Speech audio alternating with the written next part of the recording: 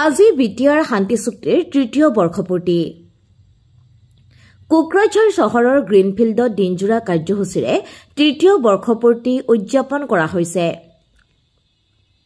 ইপিনে আজি ৰাতিপুৱা 10 বজাত কোকৰাঝাৰ চৰকাৰী উচ্চতৰ মাধ্যমিক আৰু বহুমুখী বিদ্যালয় খেলপথাৰৰ পৰা গ্ৰীণফিল্ডলৈ তৃতীয় বৰ্ষপূৰ্তিৰ সৈতে সংগতি ৰাখি এপছুৰ উদ্যোগত উলিওৱা হৈছে বিশাল সমদল। প্ৰায় 6 কিলোমিটাৰ জোৰা শান্তিৰ বিশাল পদযাত্ৰাত অংশগ্ৰহণ কৰিছে বিটিআৰৰ উপমুখ্য কাৰ্যবাহী গোবিন্দ বসুমতাৰী, বিধায়ক লৰেন্স ইছলাৰী, এপছুৰ সভাপতি দীপেন বড়ো, উপসভাপতি খৰমদাও ৱাৰী, বড়ো সাহিত্য সভাৰ সাধাৰণ সম্পাদক নীলকান্ত গয়াৰী, বড়ো কছাৰী কল্যাণ স্বায়ত্তশাসিত পৰিষদৰ কাৰ্যবাহী অনিল বসুমতাৰীকে ধৰি কেইবা সহস্ৰাধিক স্কুলীয়া ছাত্ৰ-ছাত্ৰী আৰু এপছুৰ কৰ্মী সদস্যই অংশগ্ৰহণ কৰে। বড়ো সংগ্ৰামী সংগঠন এপছু NDFB 4টা ফৈদ UBPও আমি যৌথভাৱে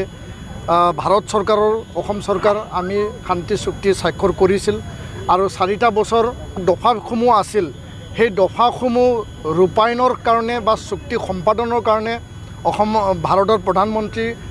নৰেন্দ্ৰ মোদী ডাঙৰীয়া, ভাৰতৰ গৃহমন্ত্ৰী অমিত শ্বাহ ডাঙৰীয়া, অসমৰ বৰ্তমান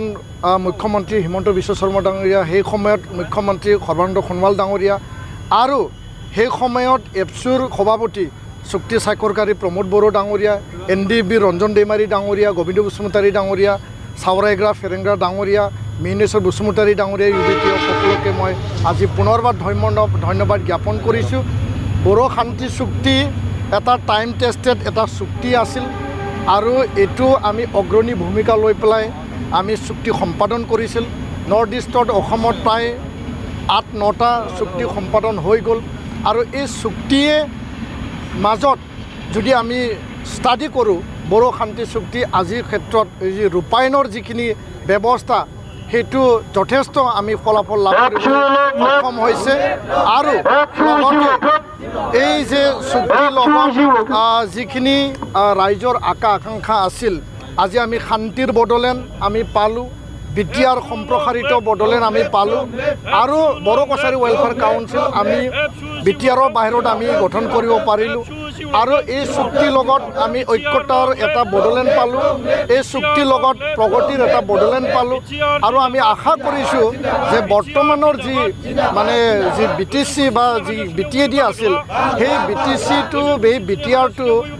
উন্নত কৰি পেলাই 40টা পৰা 60টা MCLA উন্নত কৰি পেলাই 39ৰ পৰা 40টা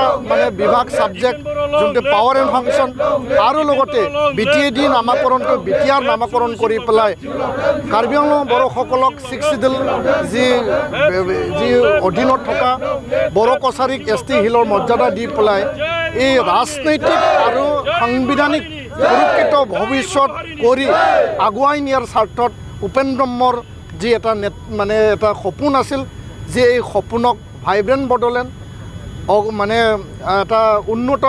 বড়ো সমাজ গঠন কৰাৰ কাৰণে আমি কাম কৰি আছোঁ আৰু আমি আশা কৰোঁ যে এই চুক্তি আমাক যিখিনি অধিকাৰ দিলে ভৱিষ্যতত নৱপ্ৰজন্মই এই চুক্তিৰ দ্বাৰা শান্তি ঐক্যতা আৰু প্ৰগতিৰ বড়োলেণ্ডত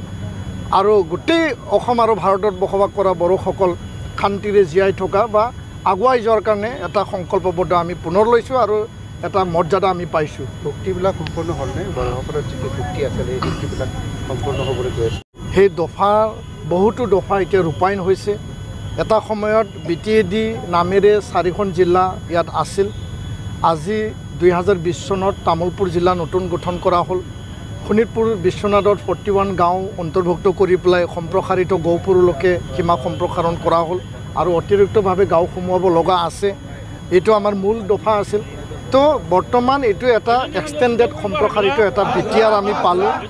আৰু যিখিনি ইয়াত স্কুল প্ৰভিন্সিয়েলাইজেশ্যনৰ কথা লিখা আছিল, বড়ো ভাষাক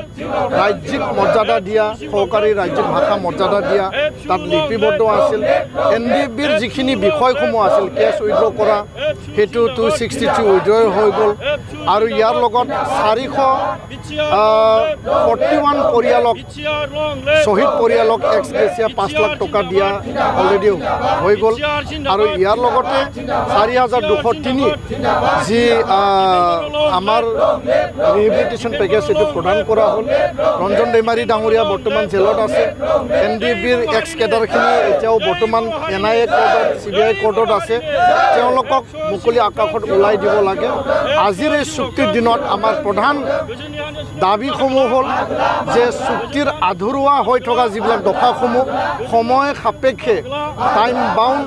আখৰে আখৰে ৰূপায়ণৰ ক্ষেত্ৰত কেন্দ্ৰীয় চৰকাৰ অসম চৰকাৰে যি আমাক প্ৰতিশ্ৰুতি দিছে এইটো পালন কৰিব লাগে চুক্তি ৰূপায়ণ কৰিব লাগে আৰু ৰঞ্জন দৈমাৰী ডাঙৰীয়া আৰু আন প্ৰায় মানে ইয়াত যিখিনি 63 কেডাৰ আৰু লিডাৰ আছে জেলত তেওঁলোকক মুকলি আকাশত ওলাই দিব লাগে সেইটোৱে আমাৰ আজি প্ৰধান দাবী আৰু আমি চৰকাৰক আহ্বান জনাইছোঁ